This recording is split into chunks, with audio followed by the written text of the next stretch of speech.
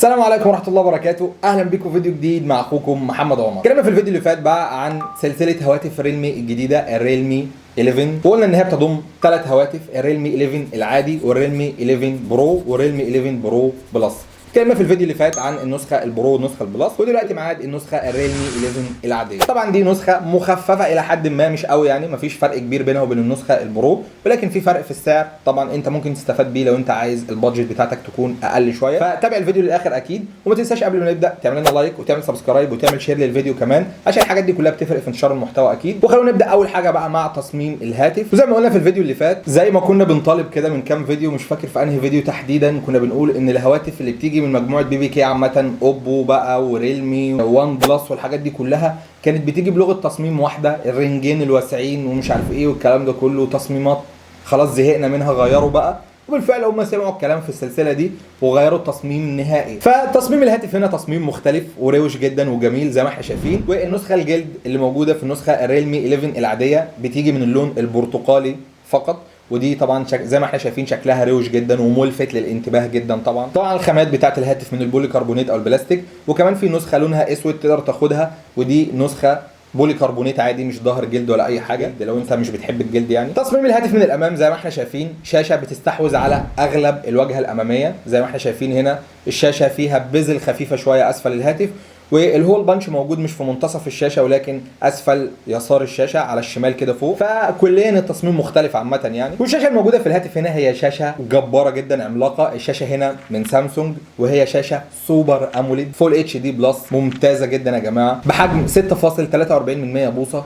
شاشه كويسه جدا كبيره، وبتيجي بكثافه بكسلات 409 بكسل بير انش، ودي حاجه جباره جدا طبعا. وشده سطوع الشاشه دي بتوصل لحد 1000 نتس. معدل تحديث الشاشه دي 90 هرتز، ومعدل استجابه الشاشه دي لللمس 180 هرتز. شاشه كباكج في الفئه السعريه دي ممتازه جدا، الوانها رائعه جدا، شاشه من سامسونج طبعا الوان خرافيه جدا، فهتستمتع فعلا بمشاهده المحتوى وهتستمتع باللعب على الشاشه دي. واللي هيخليك زي ما قلنا برضو في الفيديو اللي فات تستمتع باللعب اكتر، المعالج الموجود في الهاتف هنا. المعالج هنا من شركه ميديا تك، وهو الدايمنستي 6020، معالج مخصص اكتر للالعاب شويه، بدقه تصنيع 7 نانومتر، معالج موفر في الطاقه طبعا. والمعالج الرسومي هو المالي جي 57. المعالج هنا تقدر تلعب عليه العاب كويسه جدا زي ما انت بتلعب على اي هاتف في الفئه المتوسطه، ولكن هنا الاداء هيكون احسن كمان شويه. واللي بيساعدك كده الرامات السريعه الموجوده في الهاتف، وهي من نوع LDDR4X، والذاكره المستخدمه كمان في الهاتف هنا هي من نوع UFS 2.2، ودي برضو ذاكره كويسه جدا. هما طبعا مش الاسرع، ولكن بيقدموا لك اداء سريع جدا في الفئه دي. طبعا مساحات التخزين الموجوده في الهاتف هنا، الهاتف بيجي بنسختين، نسخه 128 جيجا مع 8 جيجا رامات، او تقدر تاخد نسخه 256 جيجا مع 12 جيجا رامات. وفي الهاتف هنا كمان تقدر تحط شريحتين 5G، المعالج هنا داعم لشبكات الجيل الخامس، وكمان تقدر تحط كارت ميموري عشان تزود المساحه بتاعتك.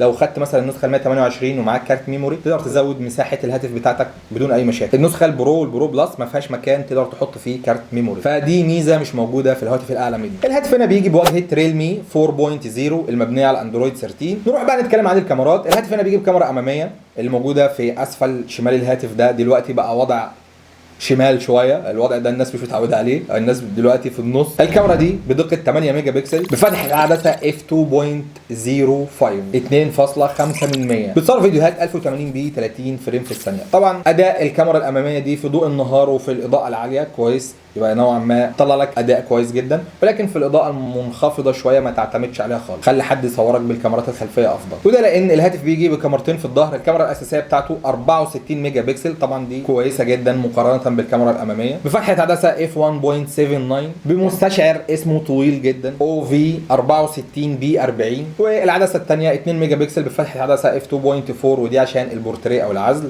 ملهاش لازمه قوي يعني. فانت بتعتمد على كاميرا 64 ميجا بكسل بتقدم لك اللي انت محتاجه في الفئه السعريه دي بمعنى اصح يعني، بتقدم لك اداء كويس جدا. والكاميرا الخلفيه دي بتصور فيديوهات 1080 بي، ما بتصورش 4K للاسف، 1080 بي 30 فريم في الثانيه برضو زي العدسه او زي الكاميرا الاماميه. حبشتكنات الهاتف هنا بقى، الهاتف طبعا بيدعم فتحه سماعات 3.5 مللي، والهاتف هنا بيدعم ال NFC.